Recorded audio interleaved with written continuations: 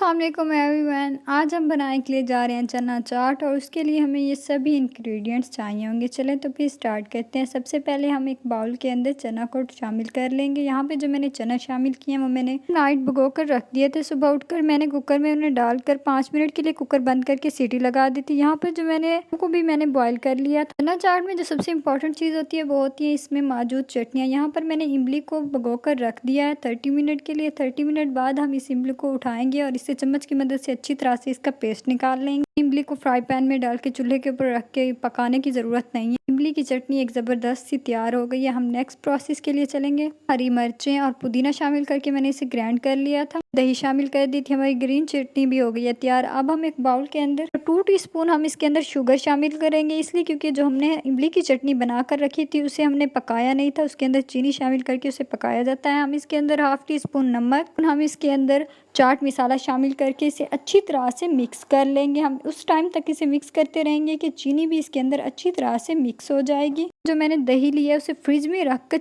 Chill ठंडा करना है। बर्फ़ नहीं बनाना लेकिन ठंडा बहुत ज़्यादा करना है और फिर इसमें मिक्स करनी है। हमारी हो गई है तैयार। तो अब हम वो बाउल लेंगे जिसके अंदर हमने चने और आलू डाल कर रखे थे। उसके अंदर हम सब्ज़ मिर्चें और सब्ज़ धनिया शामिल कर देंगे। साथ ही हम इसके टमाटर भी शामिल कर देंगे जो मैंने बारीक कट करके रखे हुए थे। आप अपनी मर्ज़ी से कट करके शामिल कर सकते हैं। प्याज शामिल कर देंगे। मैंने प्याज को लंबे काट कर पहले ही पानी के अंदर नमक डालकर भिगो के रख दिए थे। प्याज को काट के भी शामिल कर सकते हैं। उसके बाद हम क्रंची सपन देने के लिए इसके अंदर बंद गोभी शामिल करेंगे। जो हमने ग्रीन चटनी बनाकर रखी थी हम वो भी शामिल कर देंगे। पेस्ट बनाकर रखा हुआ तो वो भी हम इसके अंदर शामिल कर देंगे। और जो हमने दही के अंदर सारे मसाले शामिल करके रखे थे, चाट मसाला, शुगर, नमक, वो भी हम इसके अंदर शामिल कर देंगे। करने के बाद हम चम्मच की मदद से अच्छी तरह से इन्हें मिक्स कर लेंगे। आप देख सकते हैं कि कितनी ज़बरदस्त सी हमारी चना चाट तो हो गई है तैयार। ज़बरदस्त सी चना चाट जो है वो तैयार हो चुकी है। मेरे तो मुंह में अभी से पानी आना शुरू हो गया है। बहुत ही ज़बरदस्त बनी है। इसे ज़रूर ट्राई कीजिएगा और मुझे कमेंट में बताइएगा कि आपको ये कैसी लगी है। फैमिली को दुआओं में याद रखिएगा। उम्मीद करती हूँ आपको मेरी आज की रेसिपी पसंद आई होगी। लाइक करना और कमेंट करना मत भूलिएगा। साथ ही साथ सब्सक्राइब भी कर दिया करें।